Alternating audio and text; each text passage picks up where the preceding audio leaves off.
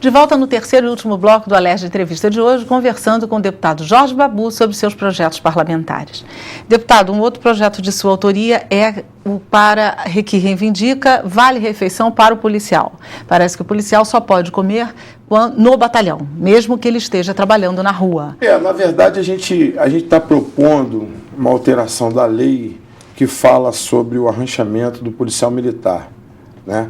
A gente está desvinculando, trocando a forma da lei, tirando o arranchamento, né, e colocando no lugar do arranchamento o vale-refeição. Porque isso é fácil, não tem mistério nenhum nisso.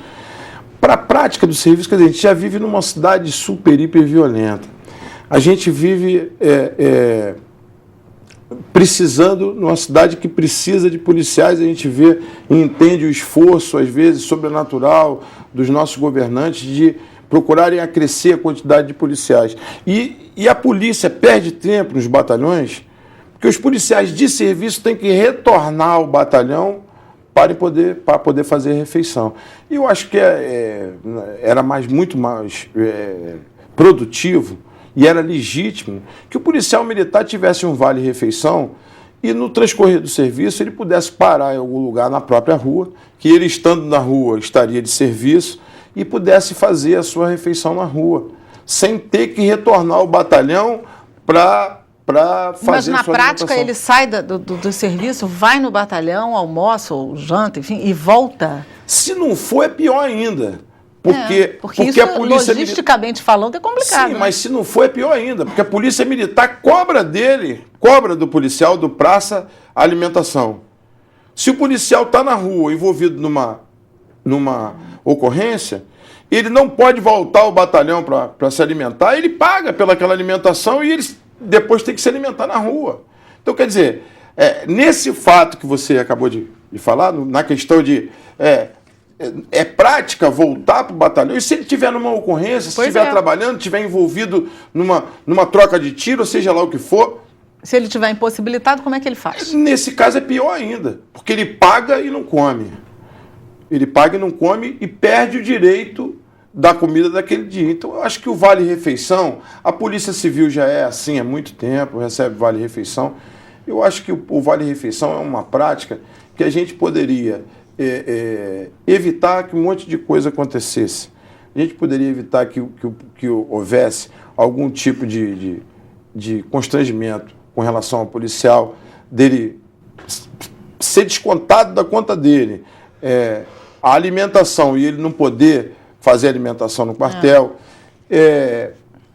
A outra questão de policial estar na rua, ter que retornar ao quartel para fazer almoço ou jantar. Então, quer dizer, seria uma prática interessante que só beneficiaria os policiais que estão na rua, né?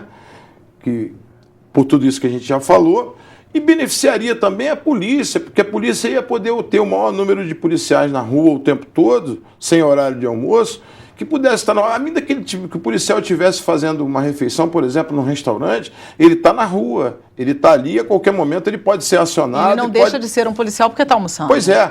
Então, essa prática que a gente pretende fazer, viabilizar uma maior mobilidade, uma maior mobilização, uma maior energia na Polícia Militar do Rio de Janeiro. Sem contar que um dos grandes nós do poder público é a questão da segurança pública. Não é? E acaba que o policial mais bem tratado é um policial que vai trabalhar melhor, mais sateito, certamente. Lógico. Né? E o cidadão mais satisfeito. E a gente, no compromisso de legislador, eu acho que a gente tem que estar podendo criar essas formas e criar até uma forma de ajudar o governador para que a gente possa cada dia estar dando um passo à frente na segurança pública e estar contendo a violência no Rio de Janeiro. Com certeza. Deputado, o senhor tem um outro projeto, na verdade uma indicação legislativa sobre discriminação racial e religiosa, a criação de uma delegacia. O senhor acha que as delegacias que existem, por exemplo, nós temos aqui uma comissão, aqui na própria Alerj, não são suficientes? O senhor acha que é necessário que se tenha uma específica? O que na verdade está acontecendo?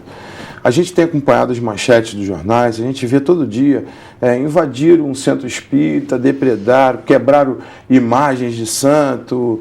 O povo do Rio de Janeiro, a gente já podia estar acima disso, a gente já podia estar, eu acho que num estágio um pouco maior que esse tamanho, né? Essa é a verdade, esse é o sentimento que eu tenho. Mas ainda existem muitos problemas, a gente tem conhecimento, eu faço parte da comissão. O senhor é membro da comissão, né? Sou membro. E a gente ainda observa, dia a dia, acontecimentos com relação à religião. Normalmente, pode acontecer o contrário, mas normalmente o pai de santo, o zelador de santo, ou o chefe lá do centro espírita, normalmente tem a casa quebrada, é ofendido na rua por vizinho, por isso, por aquilo. Quer dizer, a gente vivendo no mundo moderno, do jeito que a gente está, as coisas deveriam estar num patamar muito mais evoluído. Mas a gente cria...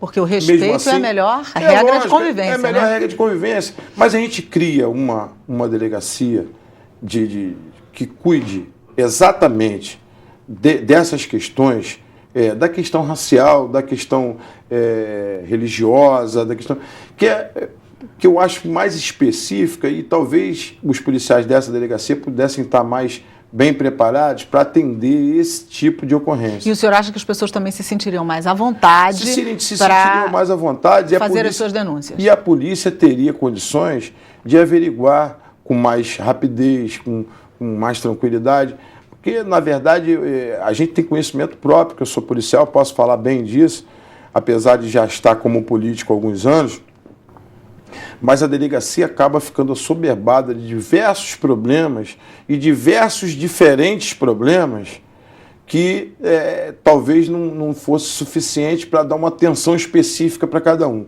E eu acho que a questão racial e a questão religiosa seria uma questão que precisa, na atualidade, de um atendimento especial, até para que a gente pudesse, em virtude disso, está até acomodando a população e conscientizando a população contra o preconceito.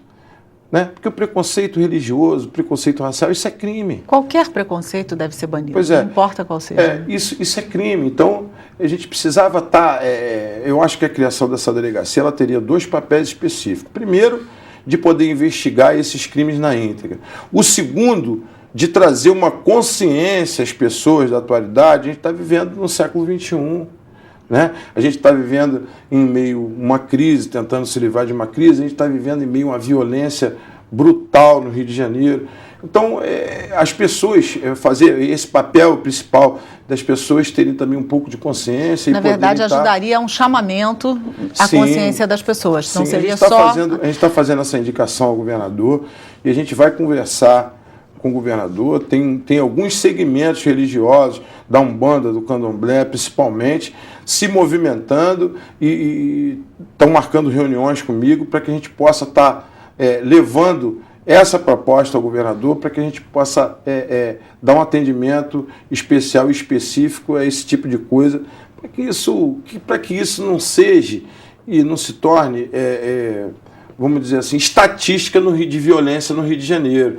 Né? Nosso Rio de Janeiro já está tão violento, a gente querendo evitar a estatística de violência em cima de preconceito.